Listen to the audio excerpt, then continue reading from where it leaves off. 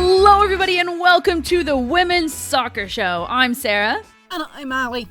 And we are here with the start of the WSL season, the end of the NWSL regular season, and so much to discuss. We are I knew this weekend would be like chaos in the best way, and it delivered. It really delivered. It was just chaos. That's the best way to describe it. It was just madness this weekend.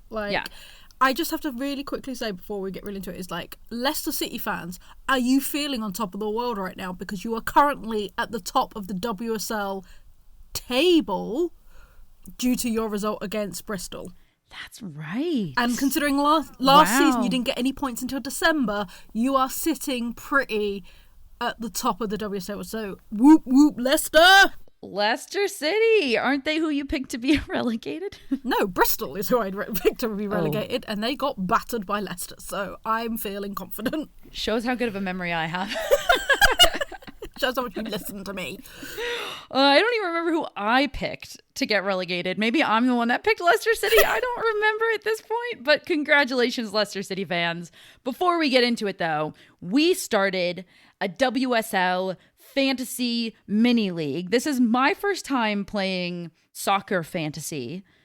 Is this your first time playing soccer fantasy, Allie? It is my first time, and I'm very excited. I've played I'll caveat that. I've played men's fantasy before, and then I get bored and give up. But this one's more exciting, so This is so fun. I stopped counting how many signups we had. I think it's over 50 at some point in the league. Yeah, we've got loads.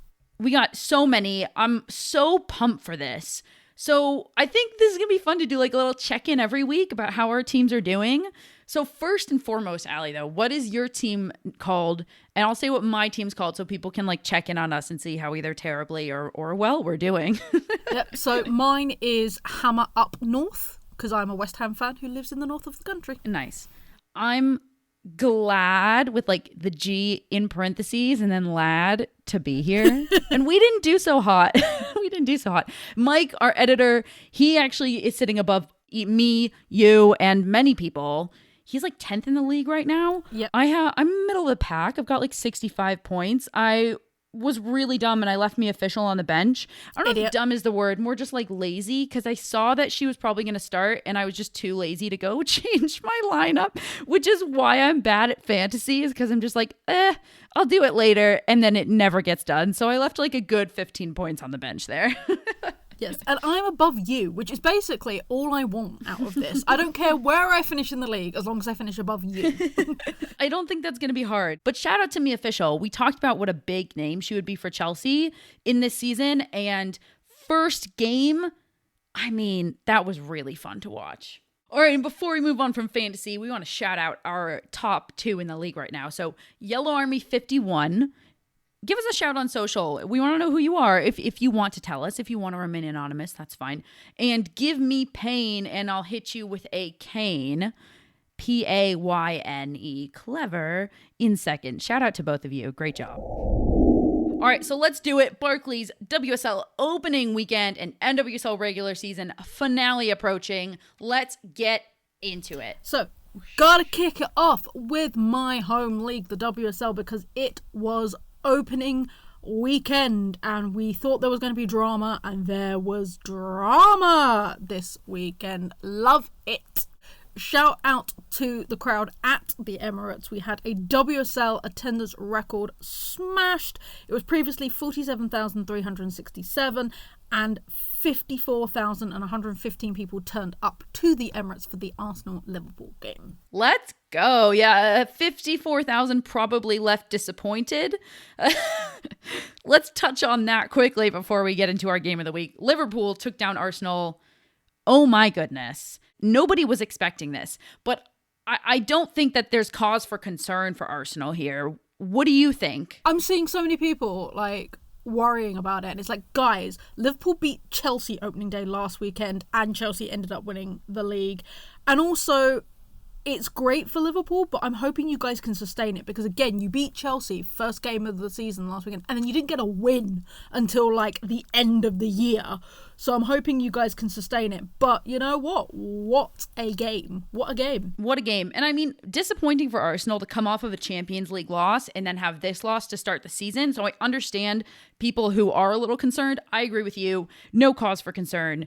But like you said, Liverpool, I want to see you sustain this. I don't remember if it got cut from the last episode or not, but Liverpool I really have picked to be potentially one of our surprises of the season. I think people forget just how high they finished in the table last year. They can be a true middle of the table battling team that can win on any given day, and they just proved that. So I hope that I want to see them sustain this. And also, I hope Arsenal learn, because the mistake you made that caused the Liverpool goal is the same mistake you made against Paris FC in your Champions League qualifier. So, guys, learn from this. But also, you looked really good doing it in your Stella McCartney collab. Do you know what? It's the first Stella McCartney collab I've actually liked. I've hated all of them. Well, the one last year was really, it was a travesty. All right, but we got to talk about the game that I think has everybody talking. It had my jaw absolutely on the floor. I remember texting you about it, just like absolutely beside myself. Manchester United took down Aston Villa at Villa Park 2-1. There's so much to dig into in this game. We knew that this was going to be exciting. Maybe one of the best parts about this is that because of the moves that both of these teams have been making and, how good United were and how up and coming Villa have been, this felt like a heavyweight battle going into it. Yeah, no, absolutely. Villa absolutely astonished everybody last season by finishing where they did with the moves that they've made. It is a running joke, I have to say, over here that they are West Ham 2.0 because they've literally signed so many ex-West Ham players. And as my wife says, maybe it's just in their contract they like claret and blue. So they're like, I'll move, but only to a club that plays in these colours. Well, also their uniforms look so similar. Like sometimes I turn on a game, I'm like, I just look a little harder to see if it's Villa or West Ham. Yeah, see which one. Or you can just look at the score and see if they're winning or not. I'm getting the middle finger from Allie, everybody. Yeah. Okay. But, I mean, speaking of the uniforms, hot topic here were the Villa kits. And for those of you listening, if you don't know, it was like a big deal. Both the men and the women were saying that the kits basically just, they didn't breathe. They basically collected sweat and like stuck to the body. It's not even that. It's not even that. The fabric they've used is looking wet look. Like that's the look. It doesn't matter. You could not even touch a blade of grass and it looks like you've got a wet look shirt. So the men hate it because for various reasons, but the women really hate it because obviously objectifying it's going to be not good. Aston Villa announced that they've cut ties with the people that manufacture the kits and that's been cut, but it's not been announced yet whether they're going to get new kits for this season or if it's just a case of they're not getting next year will be a different manufacturer. We don't know yet, but we do know that the players were very vocal in not wanting to play in this kit, and you take one look at it and you can see why. So we have to get into this game. First off, the physicality of this game. It was so physical. The battles in midfield were immense. Like both these teams were up for it. Like there was just being like, this is the first season, let's go. Like this is the first game, let's go. Yeah, across the board, physical game from the start. Like I think everybody's going to look at the second half because that's where the red card happened. That's where a lot of hell broke loose. But there were yellow cards across the board the entire game. Physical so many game. Yellow cards. Many yellow cards. 3 on each side. Equal amounts. Equal physicality from both teams. You mentioned the midfield. Maybe let's just start there because this battle of the center mid, United, I thought, handily won the battle of the center midfields here. And that's part of why they came out so strong. They dominated the first half. It was all United in that first half, I thought. I disagree entirely. Like, I don't think it's that cut and dry. Like, yeah, Man United were good, but, I mean, it was pretty damn equal, I thought, in the first half. Like, Villa were, like, properly going at it. And, like, yeah, it was mainly daily, but no, I think, it was fairly equal in the first half. And in the second half, it was like, who dares wins. See, here's how I kind of saw the game was United dominated the first half. Villa had their chances. But United were maintaining so much possession and they were putting so much pressure on Villa that Villa was mainly forced to sit back on defense and play the counterattack. And not only did that not go well for them, because every single time trying to play that counterattack, it was just United can shut down Daly easily. So they could either do that or they could try to play out of small spaces. And Villa are good at playing in small spaces, but at a certain point, they were just so condensed from being on defense the whole time. And it became this game of like, no matter which one Villa chose, whether it was to try to play out of pressure in the small spaces or to try to go long, United were all over them. And while Villa had a couple chances, I thought United were definitely the better side in the first half.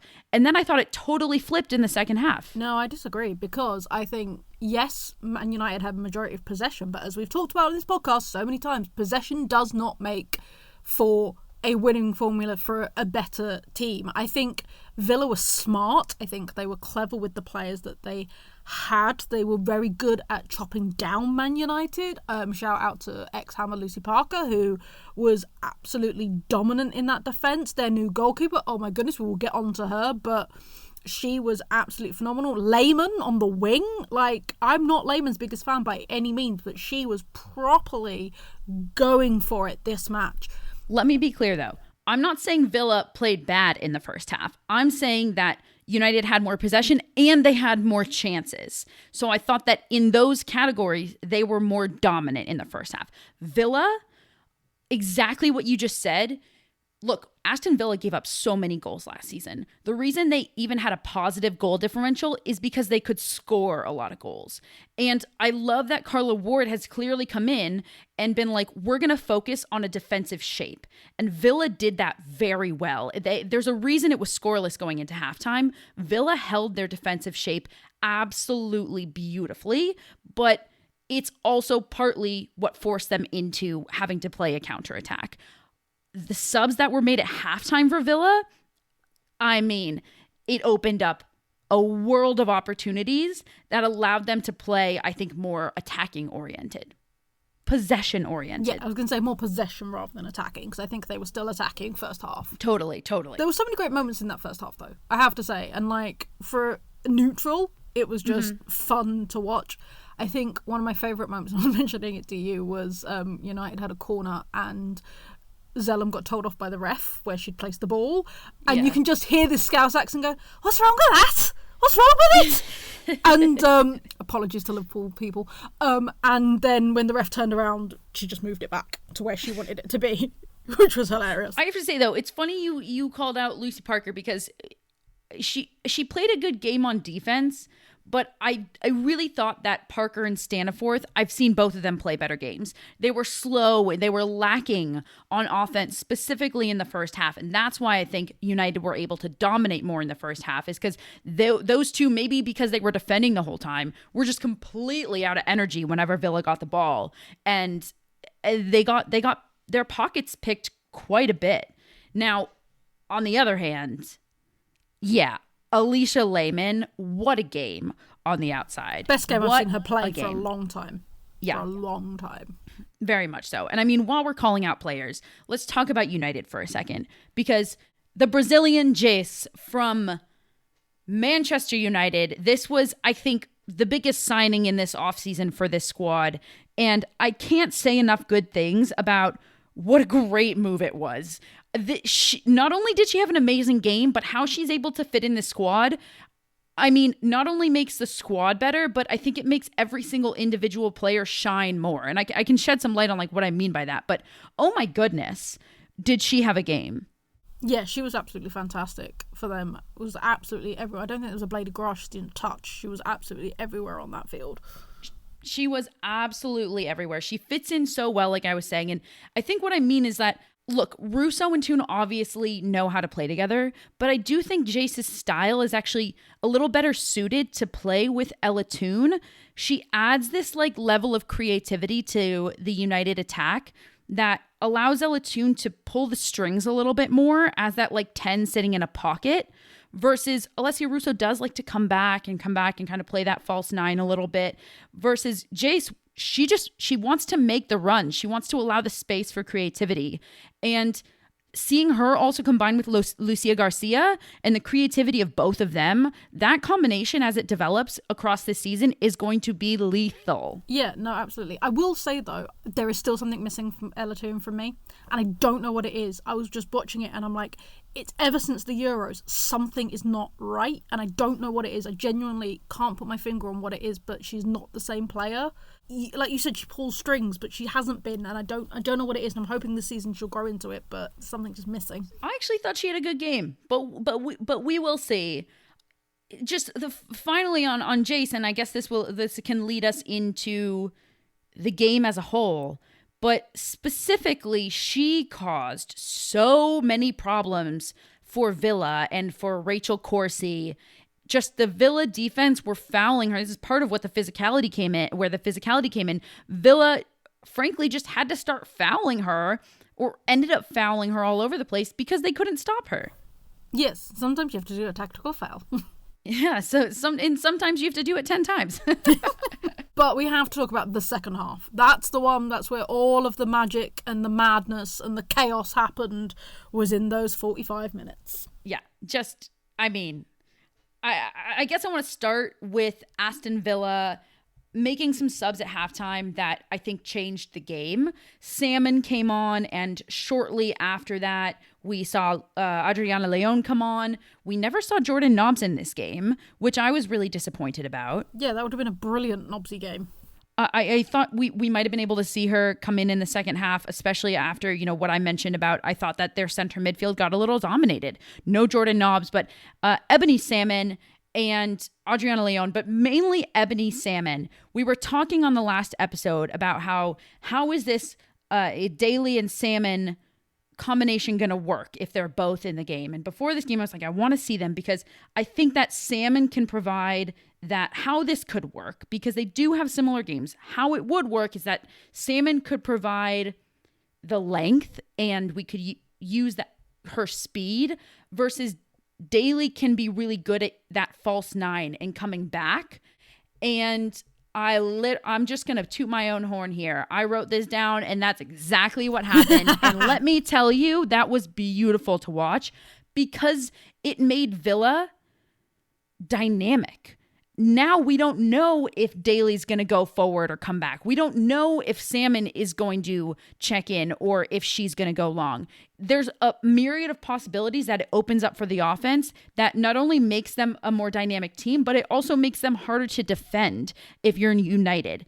And I loved how Villa played in this half. Yeah, and then you add in Leon, who up and down that wing is again a dangerous threat, because she pings him crosses. It's like, her foot is absolutely phenomenal. And again, for Daly to get her head on, it's just, Villa are going to be so dangerous this season. They really are. But listen, United fans, don't worry. We're not taking credit away. This game, to say it opened up is weird, because it felt pretty open no matter what. But it just it was like you took the crack and you split it wide open. Pretty much around the 65th minute, and Ebony Salmon got absolutely leveled by Laetitia. I texted you, that was some American football right there. Ebony Salmon did not even have the ball. Laetitia clearly is tracking back, seeing that Ebony Salmon is about to get, a beautiful pass. What looked like it was going to be a pass back to the top of the 18 for Ebony Salmon to shoot. It was a beautiful attack orchestrated by Aston Villa, and Laetitia just comes in and levels Ebony Salmon before the ball's even played to her, really. No call. Ref doesn't see it. That's a red card if I've ever seen one. So I understand if Villa fans feel very hard done by this, because the no call on that was infuriating to me. Yeah, no, absolutely. I remember I was watching it live, and I was just like, what the actual hell? I was watching it on my phone with headphones, and my wife was just like, what's going on? What's happening? I'm like, football is back. Well, to add salt to the wound for these poor Aston Villa fans is not only did that get a no call, but 10 minutes later, Kirsty Hansen gets sent off on a straight red for a high boot to Hayley Ladd. I think it was Hayley Ladd's shoulder. And I don't know. I mean, I feel like United fans can just be like, yeah, I get that you feel hard done, but like a high boot's a high boot.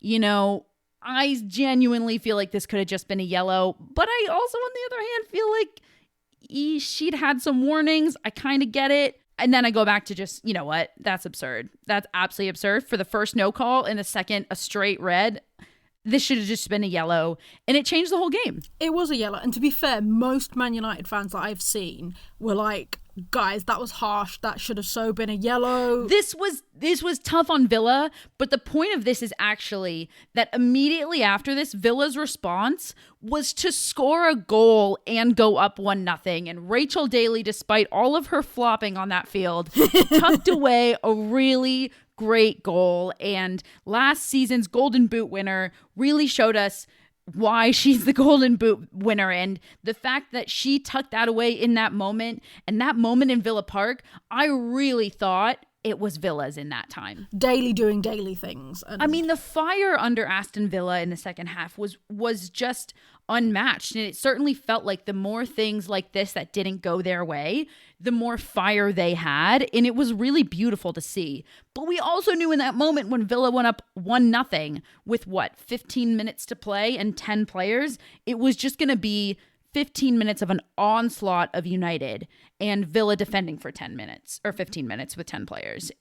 And that's tough to face, because United has quite the attack and has quite the super subs. We talked about the changes that Villa made at halftime.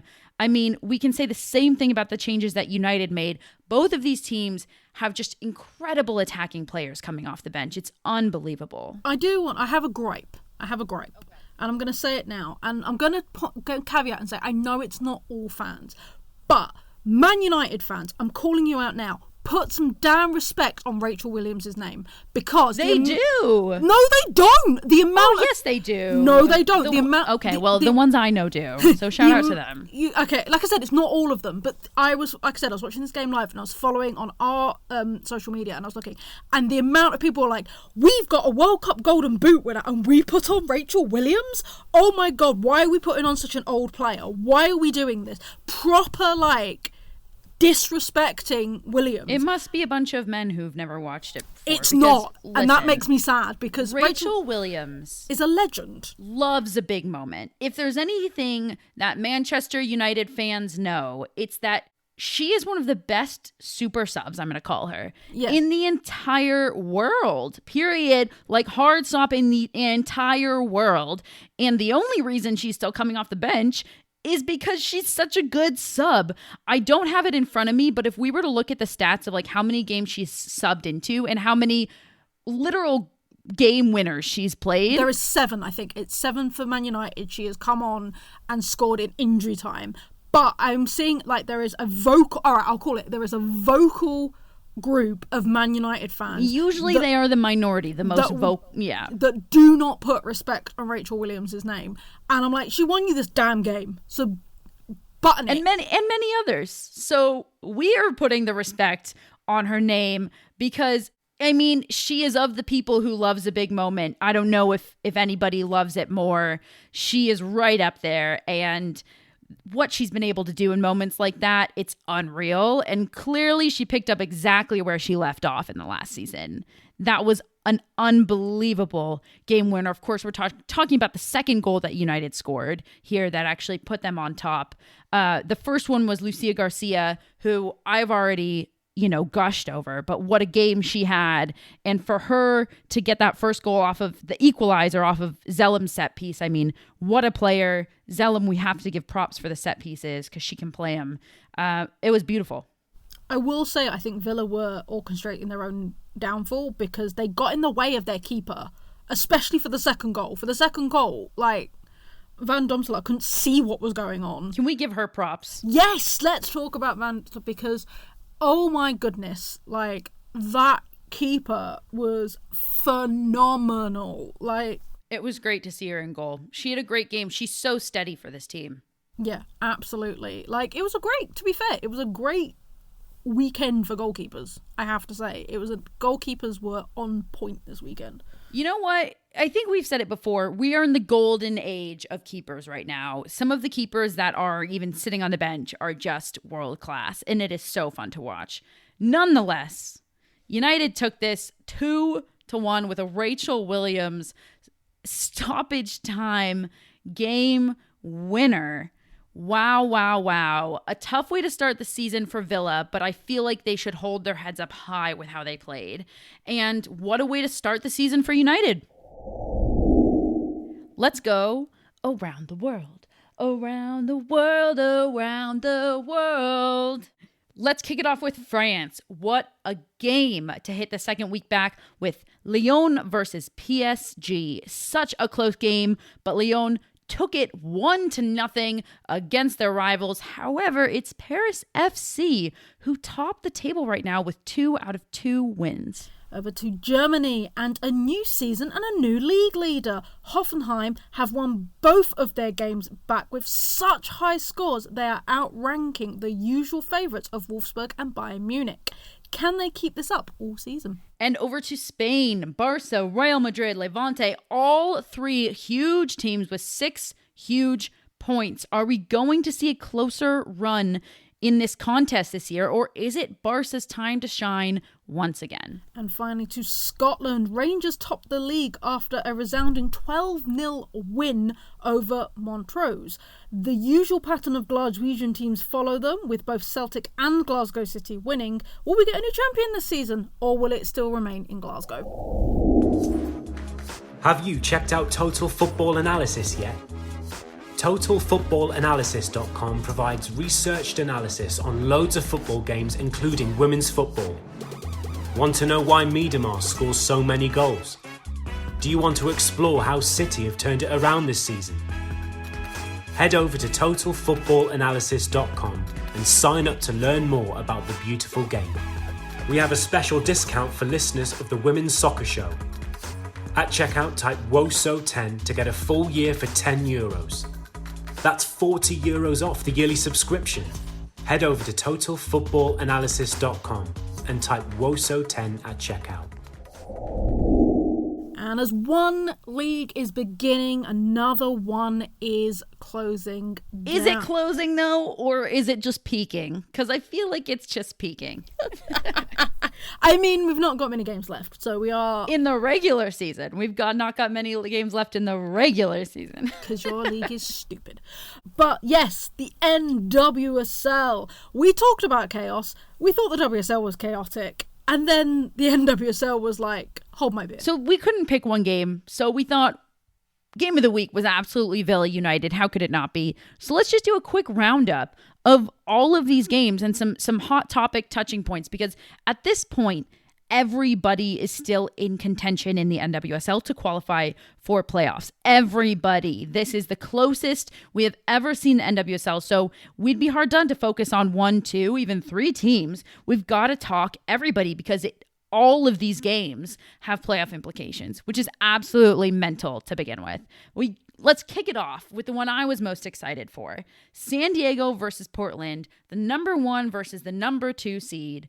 And I have to say, going into this game based on how San Diego played in their last game and how Portland played in their last game, I genuinely thought that this was Portland's. They're playing at home. They're coming off of a good game. San Diego's coming off of a bad game.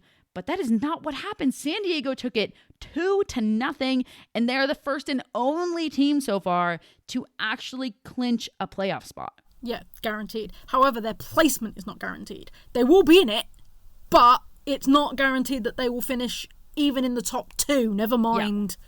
They could be 6 out of 6. Exactly. It's just that 7th can't top them, so therefore they are definitely in the playoffs. This is how crazy this league is this time round. Is like how close it is. But you can tell Stoney wanted this. Like, watching the game, watching how she reacted afterwards with Morgan and all the players, they wanted this so much because they came so close last season. So huge for them. It is nice to see to that point. It's nice to see San Diego doing what they didn't do last year, which is closing out the season strong. They had a great season last year, and then they just really couldn't put it together at the end of the regular season, and that bled into the playoffs. And we're seeing the opposite right now, which is really wonderful. Yeah, no, absolutely. Huge shout out, shocking for me to say this, to Alex Morgan, who got... Don't be a bitter Betty.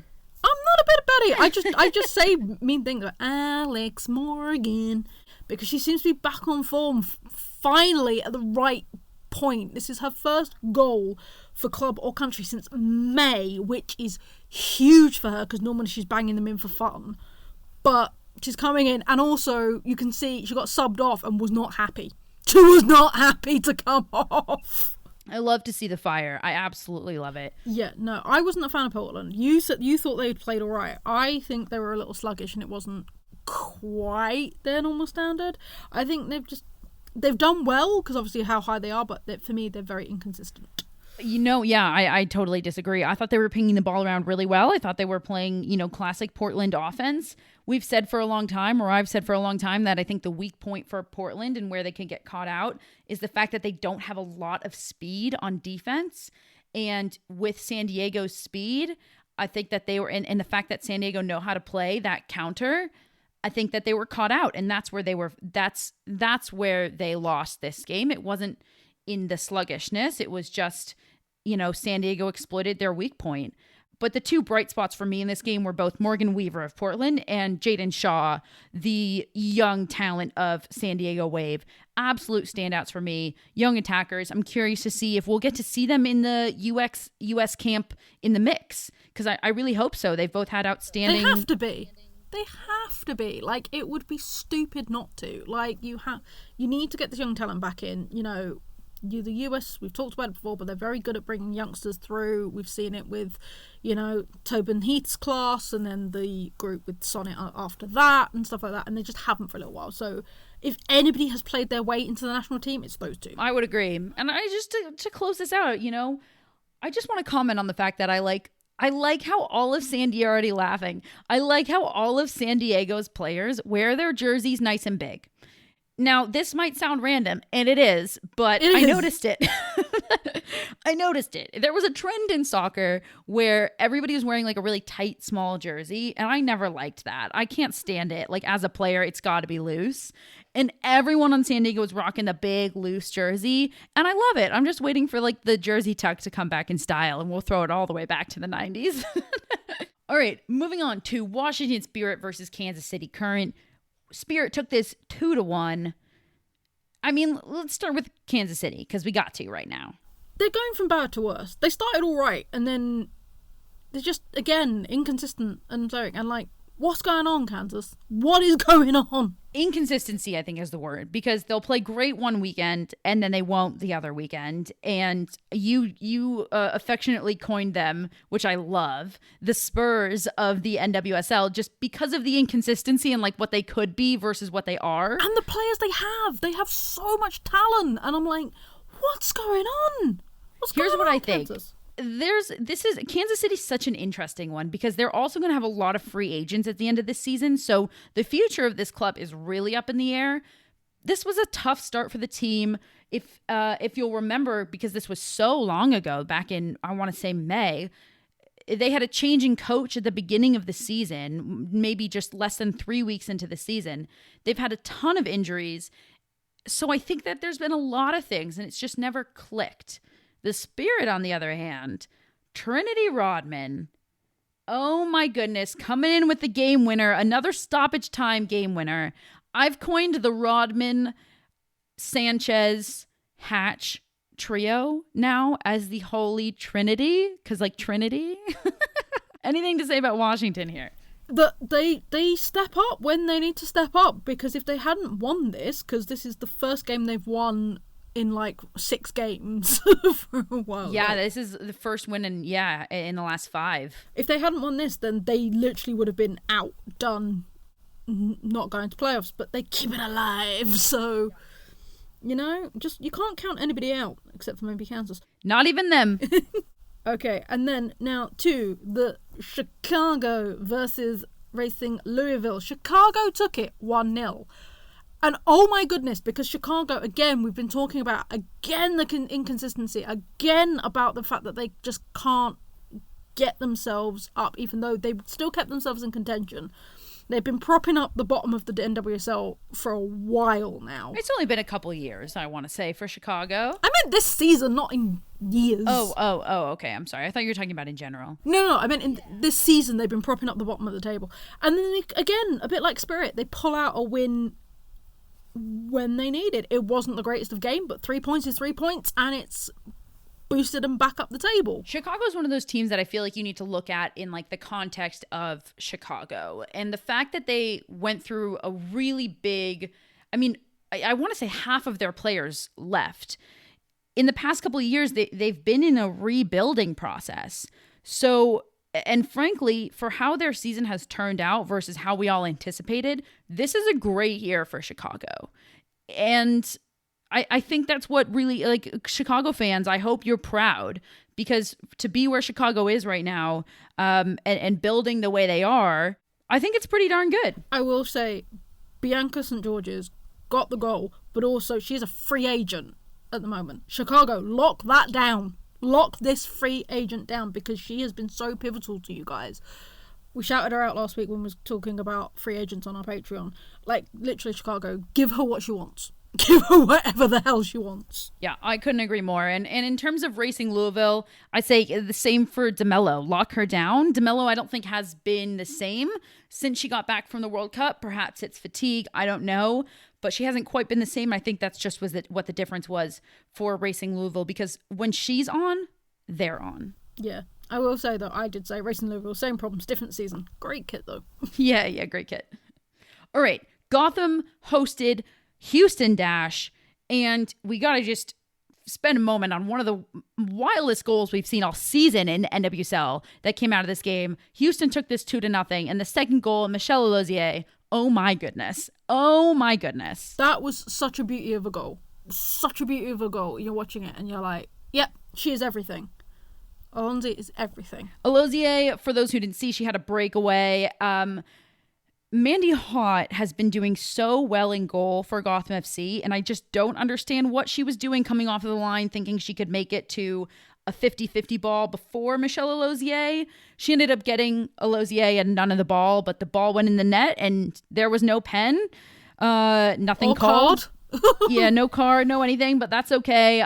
Mandy Hott, I don't want to say, I'm not saying anything bad about her, because she's done so well in goal for Gotham, and you're allowed to make mistakes, but that one, it was a curious one for sure.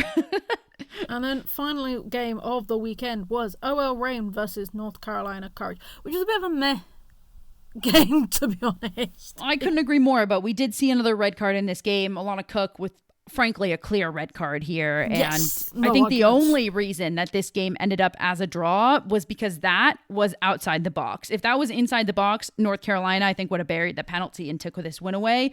And I think OL Reign got lucky there. We will say some huge news that is coming out of OL Reign, which is 27,000 tickets have been sold already for next week's game, which will be Pino's final home match in Seattle. I think if they keep selling tickets like that, they're on pace to potentially break an attendance record in the NWSL. So Seattle fans, get out there. Get out there. It's going to be a fun one. It is going to be a fun one.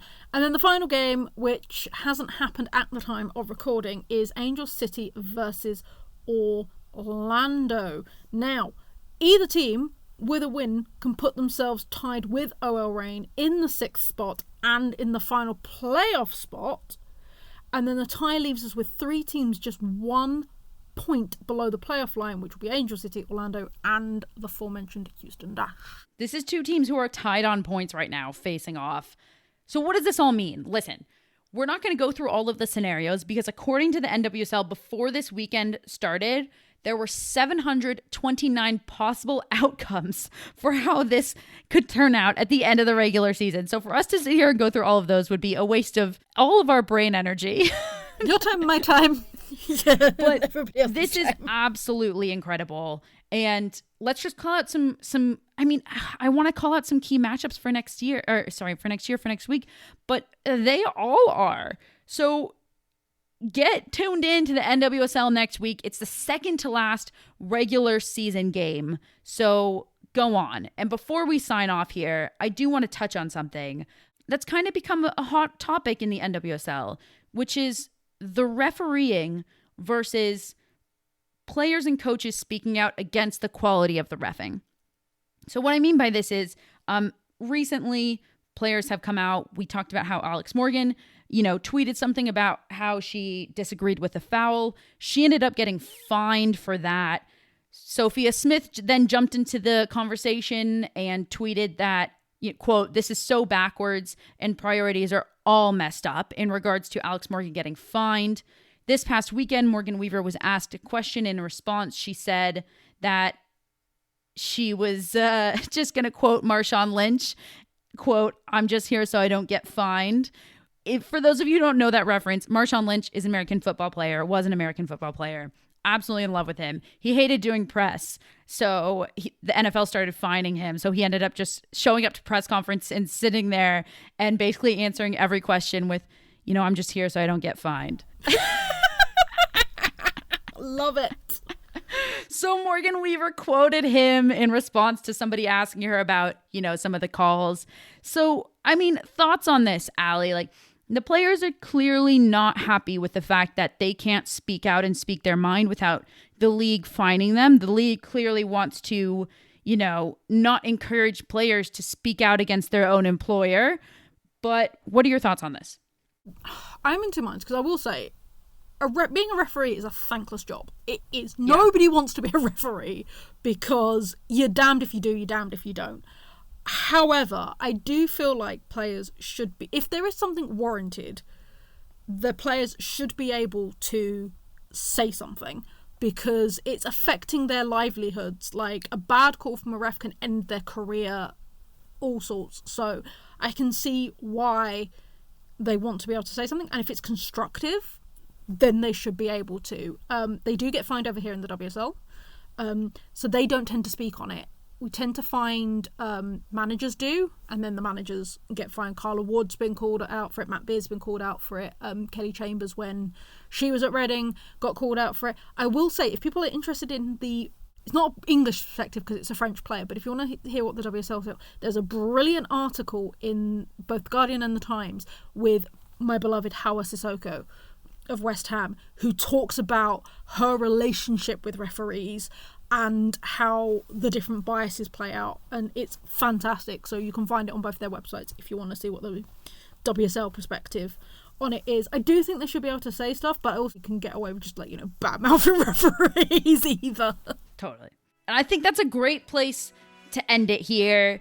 As always, head to our Patreon for News in 10. We've got great content. Last week we did we went over 10 minutes, 12 minutes on NWSL free agency, just topics that we don't have time for in this regular weekly episode. We drop in a Patreon mini episode for you. So head on over to our Patreon, subscribe. It's only $3 a month and you get a ton of content. Super worth it. Head on over there, follow us on social, and of course, we'll be back next week to talk second weekend of WSL, second to last weekend of NWSL regular season. It's all here. It's all happening. We're here to cover it.